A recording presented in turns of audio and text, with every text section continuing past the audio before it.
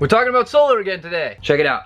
So as you can see right now we're running 13.3 volts. The battery is charged at 90%. It's the middle of the day. We've got 24.1 amps running through the solar lines and down into the battery. 24 amps. The refrigerator has been on all day in alternating current only mode. This morning I put a small little thing of water in the freezer to make sure that the freezer would freeze things.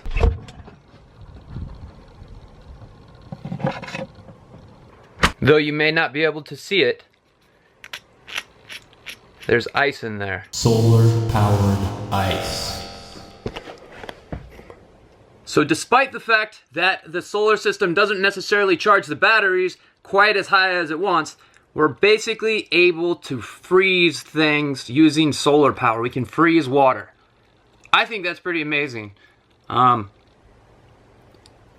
Of course, the real test will be to see if the freezer can keep that water frozen all night. So I'm running a test tonight. I'm gonna leave the refrigerator on all night, and we're going to see if the batteries can keep it going until we start getting the, until we get the sun in the morning. And if it can keep that cycle, then as long as we get more sun than not, then we can have a refrigerator that runs just essentially permanently on the bus off the grid, which is very, very cool. If we can do that here, we're going to have a very great system because, as you can see, we're not necessarily parked in the ideal spot to utilize our solar system. We only get direct sun a bit of the time. We do happen to be in a place that has 0 clouds. So we kind of have a great situation with solar, but at the same time it could be improved a whole lot by just driving and parking somewhere that's not directly under a tree. I plugged in the input power, so basically we'll be able to plug the bus into an extension cord, and then that extension cord will charge the bus and will charge the batteries. The batteries don't really need to be charged right now, but so the inverter's on right now and the batteries are not charging. But if I turn the charge on, you'll notice right now that the fan is operating very smoothly. But now that the system's trying to charge the batteries, meaning it's charging the batteries, trying to get them up to the right temperature, what's happening is we're getting surge AC power. Let me show you how we figure that out. We take the multimeter and we move it to the V with the little squirrely line on it. That tells us VAC, alternating current voltage. And then I look in here and I can plug this guy, I can plug the red into there, and then ground here. When I do the red into the hot and I ground it, the multimeter will show us the alternating current.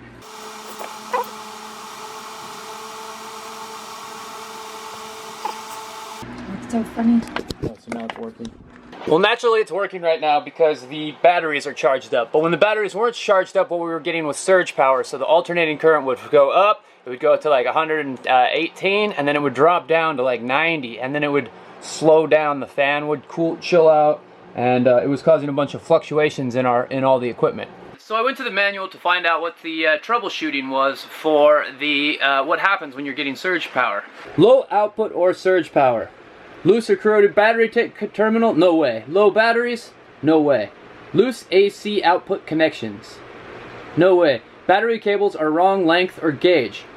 Huh, that's interesting. Verify recommended cable length. When I ordered this kit, I just got the GoPower DC install kit.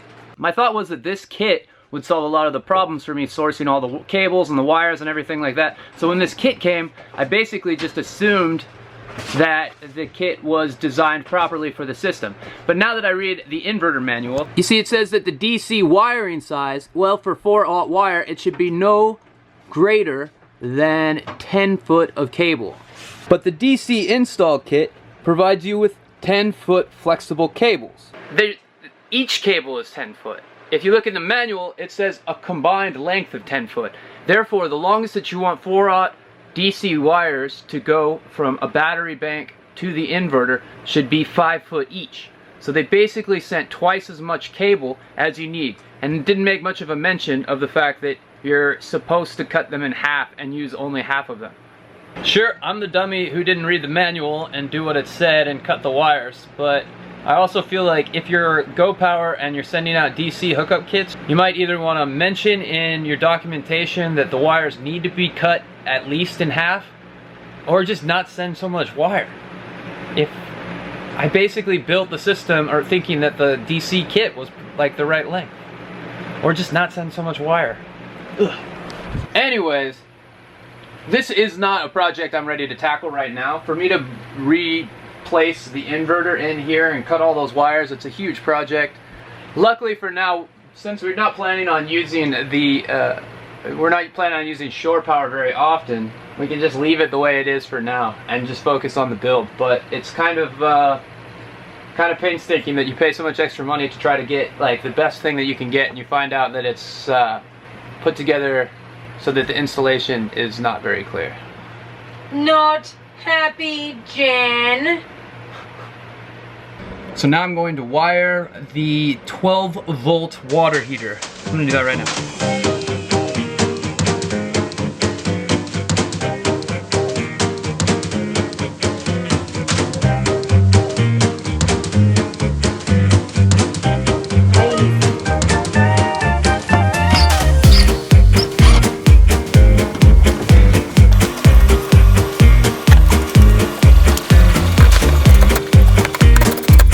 Black and red are tied in and the ground is grounded, so all I have to do is tighten up these wires and then run them to our fuse block.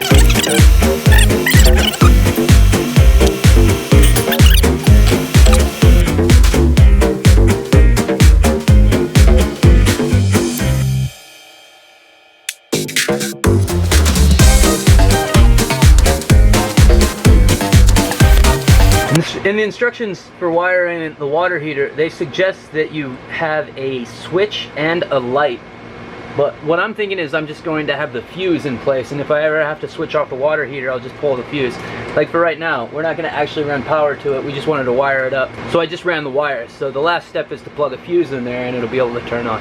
But I want to wait till, obviously there's like, till we've got water in the bus and we actually want to turn it on. There's no reason to troubleshoot it yet. So the water heater is wired.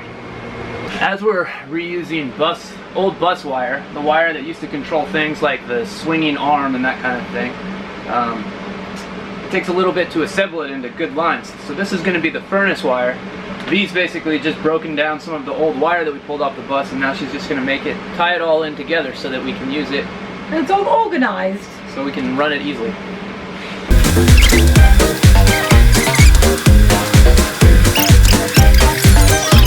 Because the wires under the furnace are in a really hard to reach spot, I should have connected them beforehand, but I'm just learning that now. I'm going to connect these guys here. You put the wire in that side, and then you connect another one to this guy, and then you can connect them together like that. And that makes it so that they're easier to connect in hard to reach spots.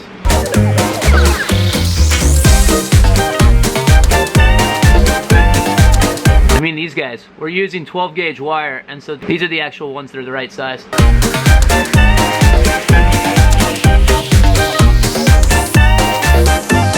sun on the camera. So weird. Reduce, reuse, recycle. Reduce, reuse, recycle. As Jack Johnson would say. Reduce, reuse, recycle.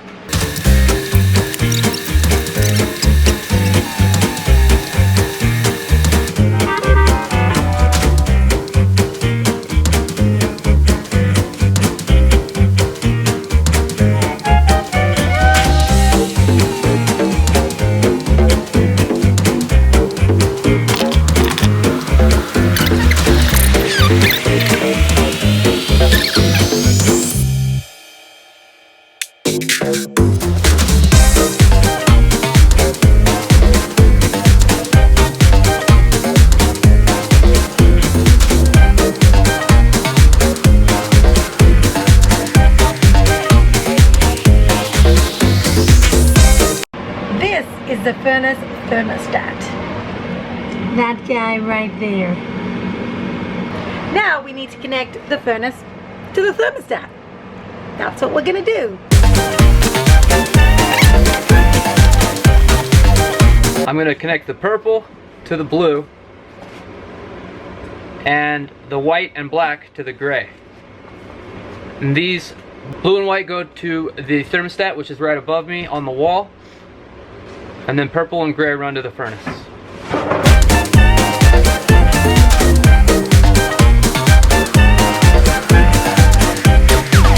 Another day, another bus conversion video. Carry on. Today, I found out that our solar system has a significant challenge to overcome, but I think it's okay. It's not the end of the world. All the pieces that we need to fix it are here, so.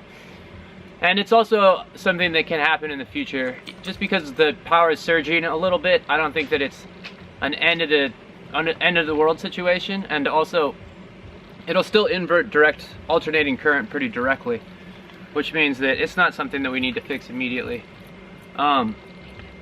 We were able to run wires to the water heater to the fuse block, which it gets us, our installation for the appliances is getting closer. I sheeted in, I put a piece of shear on the top of the bench that goes over the washer dryer, which means that we're almost ready to install that. We just want to run our last wires through that cavity, and then we'll be able to install the washer dryer. Once I put the washer, once we run the last wires through that cavity, I will be able to install the washer dryer.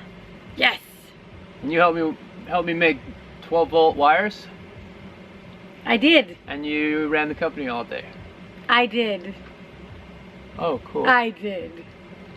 That's pretty much it for today. It was a big day, and yet still feels like very little got done. But I feel happy about where we're at. It's getting closer. Great. Me too. Okay. It's very pretty out. It's so pretty. Look at that sunset. Look at those colors. Thank you all very much for watching. I'm enjoying the electrical conversations we're having. If you see me doing anything crazy or dangerous in this movie, please feel free to let me know in the comments below. Because this is the first time I've ever wired 12-volt anything, and I'm doing it with a water heater and a furnace, so it feels a bit risky. But at the same time, I'm the only one around who can do it, so That's true. there's only one way to find out. Get her done.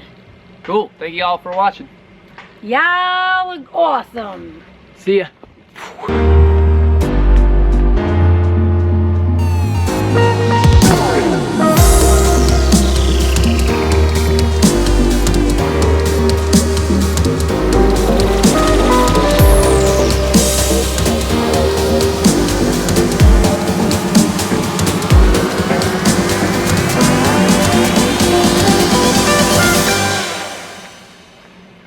See ya.